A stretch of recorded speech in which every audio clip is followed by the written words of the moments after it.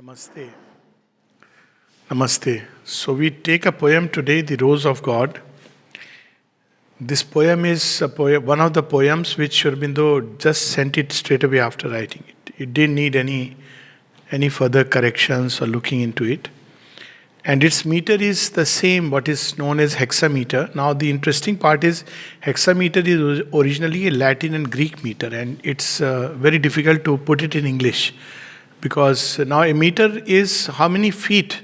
So hexa means 6-footed, and it's like two lines. They can be broken into 6 different parts, and the breaking of parts will depend upon how much stress you give on a particular syllable. So it makes it not easy even to conceptualize. Normally we have doha and chaupayaj, like in Hindi, 2-footer or 4-footer. But 6-footer is very difficult. Hardly any poet in English language has accomplished it. Poets like Matthew Arnold, they have tried it. And Sri Aurobindo, of course, Ilion, Ahna, and Rose of God, and a few other poems. It's something amazing. Second is this poem does have a Greek touch, not only because this meter originated in Greece, but also we'll see that Greece and Persian, this rose, someone had asked Sri Aurobindo in 1930s, Parichanda, who used to look after the garden. So he had asked Sri Aurobindo that what is rose a symbol of? And Sri Aurobindo wrote a very interesting letter in which he says, rose was not originally in India, it came from Persia. And it is a symbol of love and surrender. So if you see Mother's explanation of rose, all of them except one is surrender. The country rose, which is probably the one which came from Damascus. So we have a reference to Damascus, is surrender. Otherwise, all others are love for the divine, different types of passionate love for the divine, mental love for the divine, flaming love for the divine, and so on and so forth. Integral love for the divine, the white rose. So rose has that special place. And why is it called love? I have wondered that, what is the symbol about love with rose? So this is purely my own, feeling or intuitive feeling that you see, rose grows on thorns. So in a world which is so thorny, perhaps love is the only flower that can give joy. I mean, it is the bringer of joy. It's the giver of beauty. So rose, growing on thorns, at least to me, it appears as a symbol of love in that sense also. It's also that when life is full of thorns, then what saves you is surrender. So again, rose is a symbol of surrender and love. But in Rose of God, Sri Aurobindo says, he speaks about the original bloom, which is the splendor of the heavens. Heavens here is not the mental worlds, but the supramental world, which he wants to plant here. So here I have a story that just as Sri Krishna planted Parijat, which is the aspiration tree from the heavens, Sri Aurobindo has planted the rose, the splendor of the rose from the higher worlds into this world. Now, this poem reveals in a way what Sri Aurobindo's basic yoga is about. Now, yoga we know is about union with the divine, but this union is sought for a liberation, either from the darkness of ignorance. The original sense of the word moksha implies that freedom from ignorance. But over a period of time, this freedom from ignorance became synonymous with a freedom from the cycle of births and deaths and rebirths. And the reason was that people believed that this world can never be changed. It's like a dog's crooked tail, so you can't change it. So once you are freed from ignorance, you must know that this is error, this is ignorance, whosoever error is it, and escape from it into a state of silence, into nirvana, into mukti, by exhausting the shesh karma. This is the theory celebrated in traditions. But obviously it makes a nonsense not only of this world, but of the creator and of the human aspiration, which is always towards perfection of this world. So here in Rose of God, we see that Sri Aurobindo is in this poem, through this poem, there is an invocation. So it's a very mantric poem where there is also an invocation of that greater light, greater beauty, greater bliss upon earth for mankind. This is Sri Aurobindo's yoga. And its characteristic differentiation is this, that in traditional yoga, the aim sought for is freedom from the cycle of death and birth, from this sphere, which is a sphere of sorrow, into another sphere, which is a sphere of bliss. But in this yoga, it is this sphere which is full of sorrow and suffering. This has to be transmuted. And the logic behind it is that because it has also emerged from Creator. When we say it has come out from the divine, when we say that the divine is ke zarre zarre mein hai, in every particle, then why does it remain so imperfect? So the whole aspiration is to make this home, this place perfect, even as the worlds beyond are perfect. So it's the basic aspiration, which is beautifully we find here. As I said, this is not an easy meter to read, and I am not going into the perfections of the poetry, its style, the dactyls and the spondi and the trochees. That's for a different kind of audience. Our joy is not to analyze the waters of the Ganges, but to drink it and relish it, enjoy it, and be refreshed by it. So that is why, there is a way of approaching poetry where you go into technicalities. So I feel it's like taking a water from the Ganges and analyzing it and saying, this water is free of germs, this water is free of this, just to enjoy it. And again, it's, as I said, it's very difficult to really read it in the right way. So please don't take my reading as the right way. So I'm not sure, I have not heard anybody read this poem, so I can't say what is the perfect way, because it needs stress on each syllable, like rose. So if you stress on O, that's how it comes. So it's a difficult meter. But nevertheless, the beauty of the poetry can be enjoyed, just as we can take a dip in the Ganges without really analyzing the contents. So here it goes, Rose of God. And we see here 1, 2, 3, 4, 5 passages. And in each passage, first Sri Aurobindo is describing something about this splendor. First 2 lines he'll describe something of the splendor about this rose of God. And then in the next 2 lines, he's invoking it in our life. So each of the stanzas is about an aspect of the one divine which is needed for earth in different parts of our being. And since it is, about love, it starts with that. Love and bliss. Rose of God, vermilion stain on the sapphires of heaven. So vermilion stain is the morning glory of the sun, red. So it is like the sindoor on the matha, vermilion or the bindi. So vermilion stain on the sapphires of heaven. So we don't know what is hidden in the sky at night. We see stars, but what is hidden inside? Then comes the splendor which is hidden inside. So it's a beautiful symbol of the vermilion. Now vermilion has another sense also. It is, this color vermilion is supermind touching earth. So this is the color that you get by that is vermilion. So it is the first thing that appears like the blush in the heavens. So sapphire is the blue and the vermilion is the reddish gold color of the sun in the morning. Rose of God, vermilion stain on the sapphires of heaven. Rose of bliss, the sweet, fire sweet, 7 tinged with the ecstasy 7. Rose of bliss, fire sweet, 7 tinged with the ecstasy 7. So these 7 ecstasies, Sri Aurobindo describes at 2 places. One is, of course, the ecstasy 7 are the 7 kind of beatitudes on, all the planes of existence. There is something of the ecstasy that supports this creation. And that is the 7-fold ecstasy. But he also describes at one place in one of his aphorisms. And he says the 7 ecstasies that a mortal can experience while in this body. And if you can experience it, then you don't need anything. You have the emancipation greater than the Vedantins. And that's a beautiful aphorism. If somebody takes out, I'll read it. Discipleship to God the teacher, sonship to God the Father. So like that it goes on. So it is the 7-fold ecstasies, beatitudes that one can experience within the human body. Is the 7-fold relation with the divine. So these are the 7 ecstasies.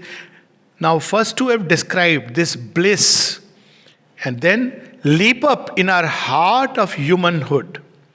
Oh miracle, O flame, passion flower of the nameless, bud of the mystical name. So now in the next two lines we see he is invoking this bliss in human hearts. So this bliss we are seeking outside. O bliss who ever dwellest deep hid within, while men seek the outside and never find. So we don't find this bliss outside, and the more people seek it outside, through whatever means, it's extreme example, people seeking happiness outside, extreme darkness is through drugs. And very interestingly, one of the drugs, they actually use the word ecstasy. It's strange that, because when you don't, you are deprived of something. So you are seeking it outside in partying, in, relationships, in money and everything. But it's inside as a bud. So if it blooms, then we don't seek it outside. So he's invoking this bliss, this flame to bloom in the heart. So this is also the psychic being, the same truth. It is folded here as a bud. So it must bloom into the image of this rose. Bud of the mystical name, rose of God, great wisdom bloom on the summits of being. So the second aspect, first is bliss, then it is wisdom. So he is speaking of this rose of wisdom on the summits of being, rose of light, immaculate, core of the ultimate seeing. So there are levels of seeing. Very often people use this phrase, seeing is believing. What you see is true. All right, but is the sight true?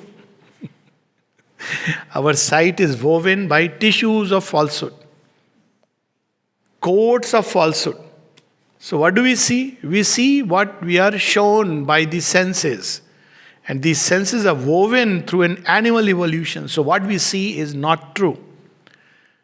If we really want seeing to be true, we must develop that original sight. That original sight is Suryo Yatha Sarvalokasya Chakshu Nalipyate Chakshushay Bhaya Dosha. So you see, it has two meanings. This phrase is from the Kathopanishad, is normally explained in this way. Suryo Yatha Sarvalokasya Chakshu Nalipyate Chakshushay Bhaya Dosha. Means whatever you do, it is not unstained by that. It also means something else. That it sees the truth regardless of what it appears to our eyes as dosh, because it can see right into the heart of the mystery. Nalipyate loka dukkhena bhaya is the next verse. It's about the antaratma. So this is the highest seeing, the core of seeing, how the divine sees this creation. That is wisdom. Wisdom has nothing to do with reading books. Reading books is a preparation of the mind. It has nothing to do even with the aha phenomena, some nice good feeling, nice kind of. Wisdom is to reclaim the sight of the divine within us. Short of it, there are levels of sight. There are different kinds of seeing. Even intuitive seeing is there. Seeing of the higher mind, seeing of the illumined mind, revelatory seeing. But the ultimate seeing is the seeing of the divine. And that is what here is called as wisdom. And that is the light in the core of the divine. Now that light is being invoked for the mind. Now we have, the traditional Gayatri mantra. It's about making this mind illumined. And Sri Aurobindo's Gayatri. In Sri Aurobindo's Gayatri, what is the difference? So you have Om Bhurbhuva Swa Tat Savitur Varenyam, the auspicious form. Bhargo Devasya Dhimahi Dhiyo Yonaha Prachodhyat. And what is Sri Aurobindo's Gayatri? Om Tat Savitur Varam Rupam Jyotihi Parasya Dhimahi Yannaha Satyena Deepayas. The difference is, see this light itself, even in Supermind, there are levels of light. So he speaks of the most auspicious, Varam Rupam. I want the most auspicious, the most true. Sri Aurobindo, in one of his letters in 1920, see what like a scientist he has worked. And he says that I am beginning to rise only in the first layers of the supermind after 10 years of yoga. Intense yoga. 10 years of yoga after he has had Vasudevam Sarvamiti. For somebody else, that would be the end of yoga. But he says that I am able to rise, but I want perfection. No error. He doesn't want any possibility of error. Even in the overmind, which is so high, the home of the great gods, there can be error. But he wants perfection. So that is the light he's invoking now for the mind of man. Look at these two lines. Live in the mind of our earthhood. That wisdom should make this home. Cool. Not cool, because the brain will shatter. That's what Yagnavalkya told Gargi. If you ask on what is the self woven, your brain will break into 1,000 pieces. Why? Because our brain is not ready to receive this light. That's why when we read Sri Aurobindo, what is the first reaction? We fall asleep. We cannot remain awake in that light. There is a reason for it. In the Upanishad, the fourfold Brahman, you have the Jagrat Avastha. Jagrat Avastha information, newspaper. Oh, there is a bomb blast there. See how everybody is glued, understands all the WhatsApp message. WhatsApp is getting banned. All this you understand. Jagrat Avastha. Swapna Avastha. You see something in dream, half remember, half not. Then there is Susupti. What is Susupti? Excess of light. We can't remain awake. Ever noticed when you wake up in the morning, tremendous light, you will close your eyes. You can't remain awake in that light. So we go into Susupti, and beyond it is Turiya, the beyond. So he is invoking this wisdom for the earth. In Savitri, there is a passage where Sri Aurobindo Ashwapati says, asks the mother, I want that light.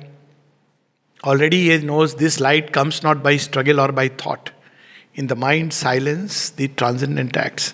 Now she cautions him that if this truth comes down to earth, man is too weak to bear the infinite's weight. So a long journey is required. People often say, why doesn't God change this world suddenly? It's like, it's almost like saying a child is born in the house. Why is he not growing up and doing medicine? Why is he not flying the plane? And people start beating him with a lathi. Grow up, grow up. 2 days are passed, you have not yet grown up because I thought that you will fly a plane. It doesn't happen like that. There are steps and stages. That's why the journey is long, but the end is beautiful. So this is how wisdom he is invoking. Live in the mind of our earthhood. Oh, golden mystery, flower, sun on the head of the timeless, guest of the marvelous hour. Only for a brief moment, the splendor comes and goes, because the earth cannot contain it. So that's why it is a marvelous guest, but it is on the head of the timeless. Wisdom, the highest aspect. Rose of God, damask force of infinity, red icon of might. So you see there are three things. Rose of God, damask. Damask comes from it is sometimes the short form of Damascus. Damascus was the capital of Syria at one point of time. It was the cultural capital of the entire Arab world. Some of Sri Aurobindo's plays are, based in Syria, and so Rose also came from Persia. So now Damask force. So Damascus is famous for two things, 4 or 5 things. But one of them is, of course, rose. But more commonly, it is famous for its sword of steel. So Damascus steel. Damascus steel. Whenever it's like a standard. Like you have standard for gold. So the standard for the sword of steel was Damask at one point of time. So, you'll sometimes see these dialogues in history where somebody from Damascus brings a sword, and there are Chandragupta, he says, oh, is it really so strong? So it was famous for that. So force of infinity. So it's not enough that we have wisdom. Wisdom without force will be ineffective. This is the mistake that Vedanta did. It brought wisdom, though not the highest wisdom, but not force. That's why in Savitri, towards the end, death tells Savitri, wisdom is with thee. But do you have the strength, the force? Because the forces will not yield without the force. And red is typically the color of force. You see Durga, the Java Kusum, red. And red is also the color of Shiva. The mother speaks of it. She says that, Shiva had come. So she describes Shiva and he says red, his color is that. Because red is the color of force. The moment you see, some people cannot take red color because it's too much for them. In medical college, invariably, 1 or 2 people, when they see blood, they used to faint. It's tremendous power, force in it. So it's the symbol of force. So red icon of might. Rose of God, Damask, force of infinity, the ultimate force. Here Damask is being used in that sense. Red icon of might, rose of power, with thy diamond halo piercing the night. Again, you see diamond. What is the beauty of diamond? Not only its light. Diamond is the hardest substance found on earth. That's why the famous saying, only diamond can cut a diamond. So it is the hardest substance, the sharpest you can make out of diamond. That's why sometimes, people, even diamond nips, which do not break, precisely because it's something unbreakable. So a force which nothing can break. But it is not just force, it is one with light. And it can pierce the darkest night. So that's why even Sri Aurobindo speaks of, and the mothers speak of, the ultimate certitude of victory. What is the basis? This is the basis, because supramental force is that force. Its action is going to be irresistible. When mother was asked, what about this problem, that problem? She said it will use everything for the purposes of the new creation. Wars, corona, this, that, everything it will use for the purposes of the new creation. Because it's that force which can enter into the night and show what is hidden there. And that is one reason why, if you really see, from 60s this process started after supramental manifestation, but it's picked up momentum, 80s, 90s, now more and more.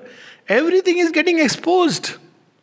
Whatever was hidden, people often say, world has gone bad. No, all this was always there. It's not something new, but it was buried under the force of falsehood. Now it is coming out. You can't hide anything, not for long. So if things are hidden, please open it and offer it to the divine. With the divine there is safety. It's not that jagar kar. But offer it to the divine inwardly. That's because we are living in a world where nothing can remain hidden for long. And with passage of time, it is going to come more and more, because it's an action of the supermind into the densest night. Nothing can remain hidden. So that force is describing that rose of God as that. And then he is aspiring for the mortal, ablaze in the will of the mortal. So what is it in us that holds this force? It is will. That's why in our whole education system, you see what is the biggest problem. It's all knowledge oriented. Whatever limitations of knowledge, but even that knowledge oriented. There is no love in it and there is no will in it. We are never taught how to exercise our will. Except when the teachers told us that, copy it 10 times. Now even that is gone because everything is on computer. No? Click button. Do a project. Dad, please do it for me. Click button. Everything comes. Google Baba will give you. So there is no will involved. And will ultimately is so important in life. Without will, one cannot do anything. So we see that will is missing, love is missing. All these aspects of the divine are missing through the education process. Now this will must be able to hold this force. This force is one with light. Our will cannot. Why? Because our will is distorted into desires. I want this, I want that. But God's will doesn't act according to our own preferences. It acts according to its own light, like Shri Krishna. What was the will of Krishna on the battlefield of Kurukshetra? Arjuna was saying goody things. But Shri Krishna says, who are you? What is your will? So he says, Kalosmi Bhava. I am time, death, the destroyer. Oh, what have you come here? What is your will here? What are you doing here? Will you play the flute? Do you expect that suddenly you will play the flute and all Duryodhana and everybody will get converted and start dancing to you? He says, no. Loka kshay krit pravardho. I have come here to destroy these people. This is the will of God in the battlefield of Kurukshetra. How are we to understand it? We have a lot of preferences, even intellectual preferences, this, that, ideas, opinions, viewpoints. But the will of God can act in ways which is beyond our reckoning. So will of God. Ablaze in the will of the mortal. Let this fire, this force, ablaze in the will of the mortal. Design the wonder of thy plan. This will has only one purpose: to execute the original divine plan. Without preference, without desires. Because actually, if you try idhar-udhar haath pav maar ke, ultimately it is that will which will triumph. Mother says in one of her messages, no human will can finally prevail against the divine will. Naturally. So समझदारी किस में? What is it the most wise thing to do? Let your will be done. Because human will, the only use of human will is to align it with that will. Then it becomes all powerful. Those who have aligned with that will, their action becomes so powerful. That's why at one place Sri Aurobindo says the yogin is no spent up force. We normally think of yogin who is withdrawn from the world. He's a tremendous, his action can be so tremendous and powerful. Look at Sri Aurobindo, look at Sri Krishna, two examples of yogis whose action is so powerful. Sri Krishna, whether he gave the Gita or the battlefield of Kurukshetra or the, gopis, the Dwarka, and so many exploits of Sri Krishna. And you see again, Sri Aurobindo, what powerful action that the entire British Empire recognized that he is the epicenter of the collapse. And Sri Aurobindo, they dragged him to the court and the British Empire collapsed. It was like the last act. That's how he was taken to the Alipur jail through false charges of sedition. And you see the entire British Empire, and the collapse is not yet over. Brexit is going on because it's unleashed by the will of God. That's all. So that will can be so powerful. Look at Sri Aurobindo's action, even in his writings. And the many creations which through the mother we see. I mean, this is the real yogin of ancient India. Not yogins who are sitting and always meditating, lolling with nice, belly and giving nice lectures and looking for that jalebi which is in the dish and the chadhawa which is coming. This is not yoga of India. Indian yogins were like, Krishna, Bhishma, Arjuna, he is a yogin. That's why he calls him the fair one. Lord Rama, he had realized the Brahman at an age of 16. And look at how he fights the great battle. Raj Dharma. And of course, we have the example in Sri Aurobindo and the mother of yogins. This is the original yoga. Force of God. Design the wonder of thy plan. Image of immortality. Outbreak of the Godhead in man. Now you see the force is being... What does force do? It doesn't come slowly. Okay, I'll illumine your mind. Nothing. When force comes in, it trams. Like Kali, Mahakali. So outbreak.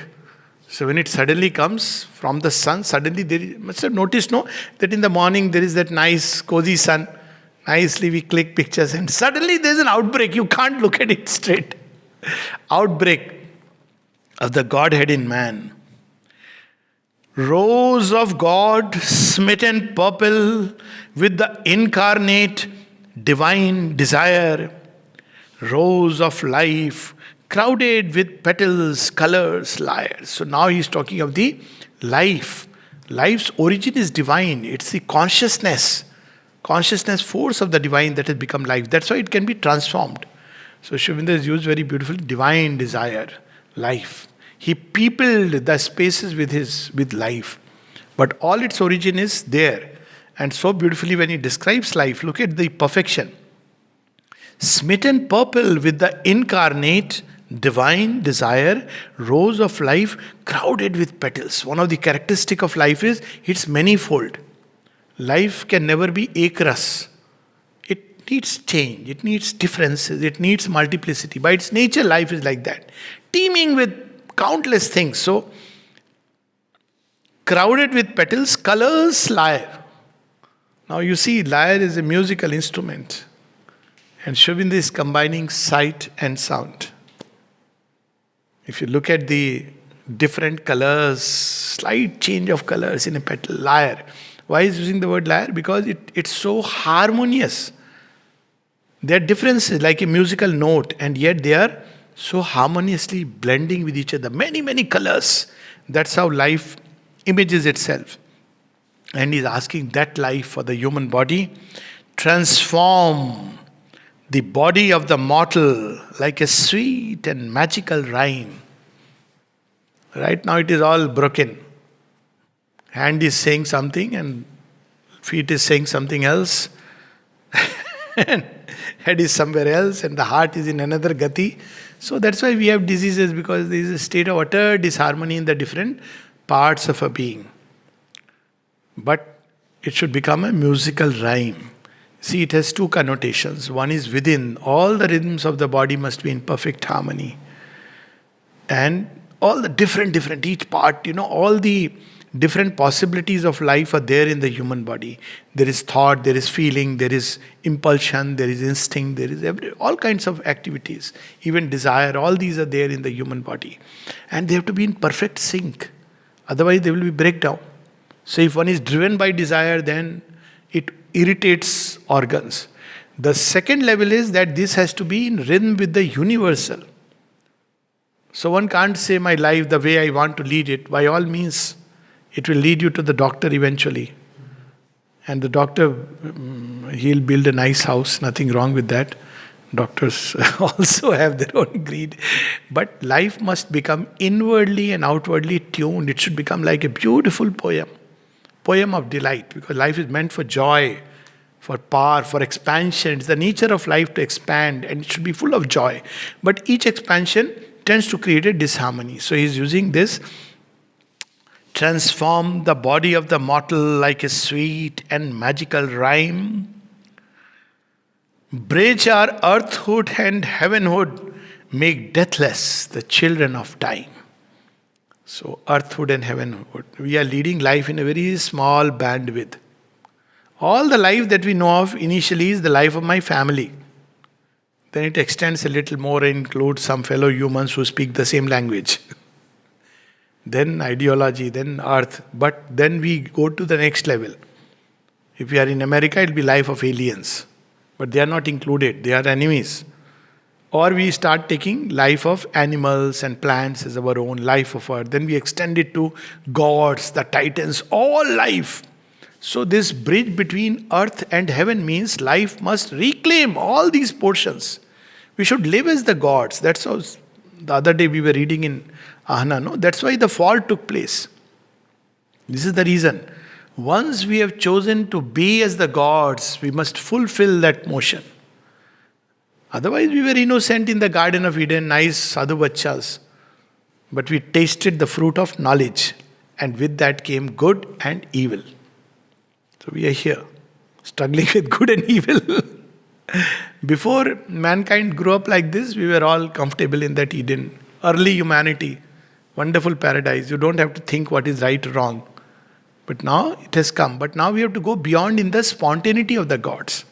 So what it means is to bridge heaven and earth is through that animal lives with the spontaneity of instincts. Man is struggling with knowledge. So he must reason out, no, this is right, this is wrong, this is good, this is bad. From this we have to go to the spontaneity of the gods. Spontaneous knowledge, outpouring of knowledge. It's this intuition which can bridge our earthly life and the life divine there. So first this link must be forced. Bridge our earthhood and heavenhood, make deathless the children of time. So be as the gods. The gods are immortal. But we cannot be immortal in that sense, but we can be deathless.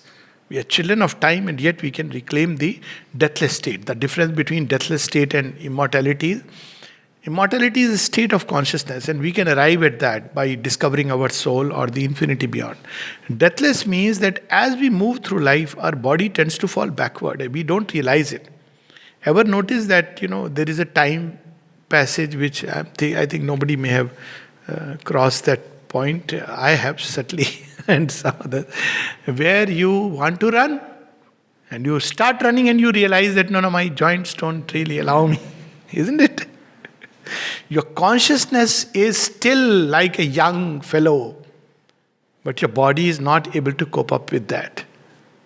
So you have to push yourself, and then that's a different story. But it means because the body is not able to keep pace, it becomes rigid. It is not able to follow the movement of the universal life. But if the body could follow, body tries, all the cells are destroyed and new cells come. 7 times this happens, or number of times. But it's not enough. Still, with each such replication, this falling backward. Each new cell born out of the old is like a little bit of error is introduced. But if it can perfectly flow with the same rhythm, then one can arrive at a deathless state. Perpetual change, but constant youth. So this is the make deathless the children of time. And finally, what is missing? We all know, without which life would be incomplete. We have bliss, we have wisdom, we have force, and we have life. And the final thing is love. So now comes that rose of God, like a blush of rapture on eternity's face. He is Anandamay. Why is Anandamay? Because his heart is full of love. You want to understand who is in love and who is in not, you will see the joy on the face. So all those who are not having love in their life, well, love is, please, not confined to man, woman, for God's sake, but any kind of love. You still see the face, all sorrow, dunya bhar ka dukh, jahan ke gam, तूने मुझे क्यों दिए? But any love, the highest is love for God, love of the divine. You see the glow that comes on the face. People who have bhakti in their heart, they're always full of joy, because it's the highest expression of love. But even love, you know, one of the treatment is prescribed for depression nowadays is to have a pet. So when you have a pet, what happens? Your love begins to flow. It won't flow for human beings. Two dangerous creatures. Loving a human being means it's a package. Will he, won't he? Give me back the way I want it. So for some time you give, then you see, no. This is not the guy. Wrong choice. Dating was all right, but marriage didn't work. So let me turn elsewhere. But with an animal, poor fellow, he is always, even before you have given, he will give. Have a dog, you see the way dogs will love. Even when you really treat them not really well, the dog will still give you love, especially some breeds. Labs and Golden Spaniel, these breeds, and they really love. So when you have this, what happens when they love you, suddenly the heart opens, or even plant, for that matter. In nature, love of nature.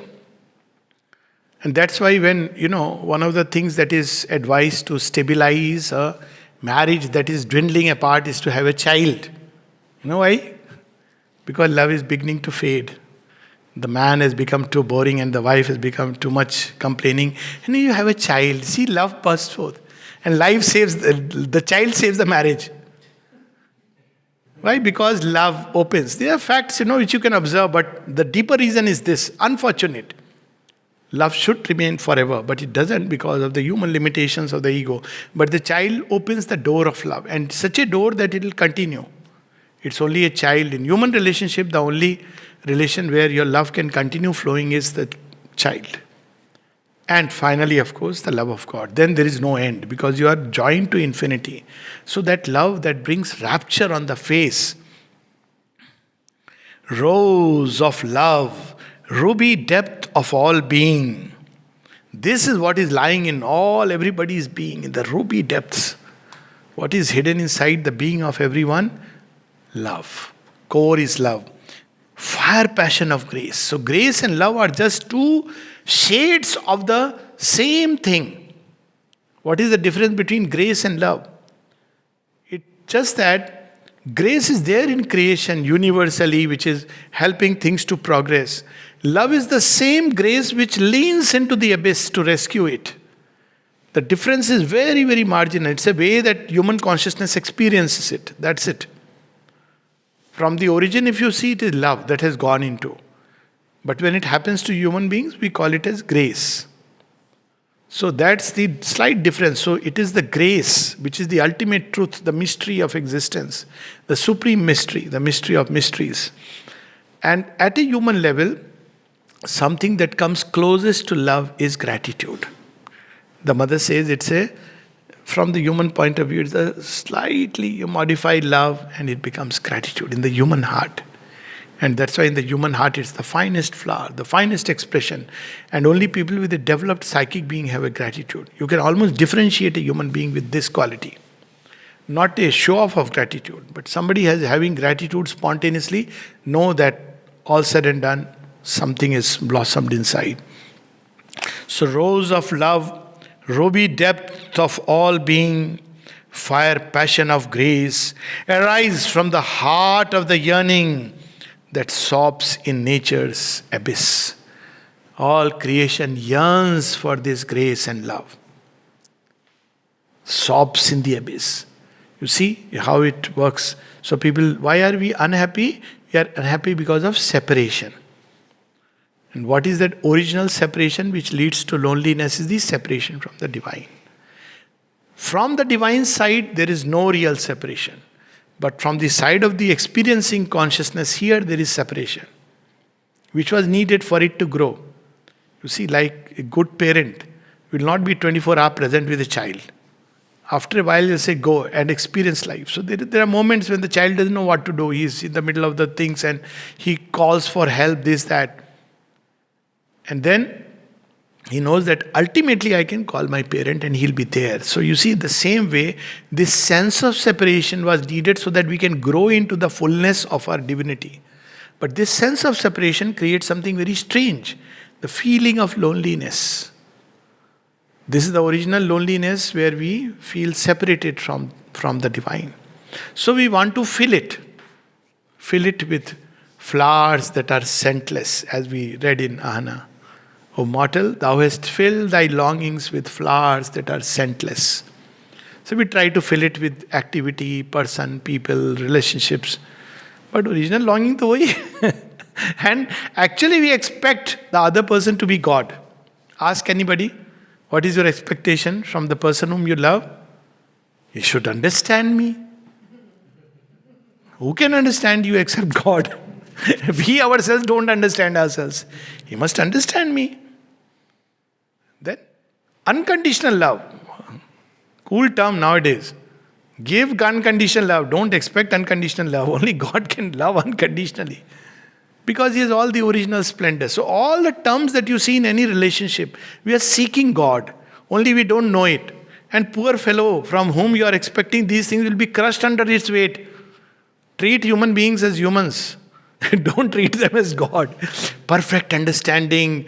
Somebody who protects you wherever he is. And sometimes people will blame you. They'll say, you were not there. How can you be there, all the time? You were not there when I was struggling. Not that deliberately somebody is not there. So this is something but through all these experiences are necessary in life so that we reach that grand point where we know that who is the eternal companion 24/7 with us. And then it becomes a living reality, not just some abstraction in the high heavens. So that is the love. When that love goes, then the abyss is healed. This abyss or the inconscient, only divine love can heal it. Mother was asked, what is that force that can make the adverse forces be converted? Adverse forces are the forces which oppose God's plan, forces of night. So why are they opposing? There is a mystery to it. They want to hasten God to come to them. So by opposing, like Kansa is saying, where is Krishna? I want to kill him. Where is Krishna? I want to kill him. So Krishna one day says, okay, fine, I have come. If Kansa did tapasya, I would have taken few lives. Not that this is a good way. Not desirable. But the Asura does like that. I want to spoil God's plan. That's what was there in Ravana's intention. No, Sri Aurobindo in one of his aphorisms notes it. That though Ravana apparently seemed to be having an enmity with God, but all the time his soul was in love and wanted to go back soon. This is the original story of Jai Vijay. So abyss is opposing God's plan, but by doing it, it is drawing the divine closer to itself. So God's plan is so perfect that if the Asura becomes too much triumphant, yesterday I did a little WhatsApp, little chat I can share. Somebody said, what is happening? All Hindus will be wiped out and all that. Highly said. I said, no, it won't happen ever. So, and of course, depravity of things, utter darkness, if you read Durga, how it is described on Wikipedia in one of the blog pages, I don't even want to mention it. Typical JNU style. Said, see, they are doing like this. I said, yeah, that's how Asuras have always done. He says, but if it succeeds, Hindus will be destroyed. I said, if a Hindu believes that he'll be destroyed, he's not a Hindu anymore. I said, how? I said, because Hinduism is one religion which teaches us that at the end, the divine has the last word. No Asura has ever won. It doesn't mean that we must sit and remain quiet. We must do what we must do, but always with the conviction. It is the beauty of India that you have this wonderful phrase, it's also there in our constitution. You know what is written in the Indian parliament? This is the mantra for India. Mother gave this mantra as Supreme Lord, Eternal Truth, let us obey Thee alone and live according to truth. But it is written in Sanskrit from Shvetashvatar Upanishad, Satyameva Jayate. India has the courage to say, Satyameva Jayate Nanritam. Satyena Pantha Vitato Devyana. Ultimately, truth will win. It will have the last word. We see it always in cinema also. How much ever villain may do, something will happen in the end. Sometimes, you just wonder. Sometimes you know that, hero can't die. He's on the edge. He's finished 10 bullets here, there, everywhere. There is no chance. And suddenly there is a prayer going on, If it's an Indian movie, it will be prayer. In Western movie, it won't be prayer. But it's like this strength. Suddenly you will see, you're waiting for that moment when he'll get up. And he gets up. And suddenly, last one flying saucer and the villain goes. And then everybody comes, police and doctors, and he's saved. So, see, ultimately, who can escape? Truth is too powerful. It doesn't press itself. Because if it does that, creation will go away. When Mother was asked, Mother, why doesn't truth and justice manifest themselves? Truth can conquer falsehood. Why doesn't it conquer? He says, if truth came in its full splendor, all of you will go away. Who can say there is no falsehood? Who can say that, who has never ever had falsehood inside? So first, let us work. So truth remains in the background, but whenever the crisis reaches a point of no return, truth intervenes. And that's what we see in the avatars. But otherwise, it sends its angels, people who will work for it. But if the game goes to a breaking point, truth comes. You see the two world wars we have. If we believe that Ramayana and Mahabharata are myths, look at the two world wars. Humanity came from a breaking point. Of course, this time we know it is Sri Aurobindo and the mother who intervened. And sitting in one room, their intervention could completely change the course of events. So that is the power of truth. So, arise from the heart of the yearning that sobs in nature's abyss. It sobs for that love. Make earth the home of the wonderful, and life beatitude's kiss. This life is meant to be divine. It's meant to be a disclosure of the wonderful. It's not meant for thodi khushi, thoda gam. Divine's original plan is not that he wants people to suffer. Some people make a gospel of that. He wants us to suffer so that we can remember him. What a monstrous being he would be, no? Who wants us to suffer. As if वो कर्मों की भट्टी में झोंक दिया अब तुम झेलो. You bear with it. No, not at all. That's not the purpose. Even if hell he creates out of love as a shortcut to his doors. So, life must be a beautiful unfolding without pain, struggle or suffering. And this was the original plan, and this is what supramental creation is meant to bring about. The unfolding will continue, but the difference between evolution now and then is, now it is a painful evolution with struggle. And it is going from Asado ma sadgamya, tamso ma jyotirgamya, mrityor ma amritam gamya. Going from darkness to light. Then it will be from joy to greater joy, from love to greater love, from freedom to greater freedom, from bliss to greater bliss. That big difference, that life will be a spontaneous, beautiful, joyous, happy outflowing, flowering of the divine will in man. So we'll read this poem fully once. Rose of God, rose of God, vermilion stain on the sapphires of heaven, rose of bliss, fire sweet, seven tinged with the ecstasies seven, leap up in our heart of humanhood. O miracle, O flame, passion flower of the nameless, bud of the mystical name. Rose of God, great wisdom bloom on the summits of being. Rose of light, immaculate core of the ultimate seeing. Live in the mind of our earthhood, O gold and mystery flower. sun on the head of the timeless, guest of the marvelous hour.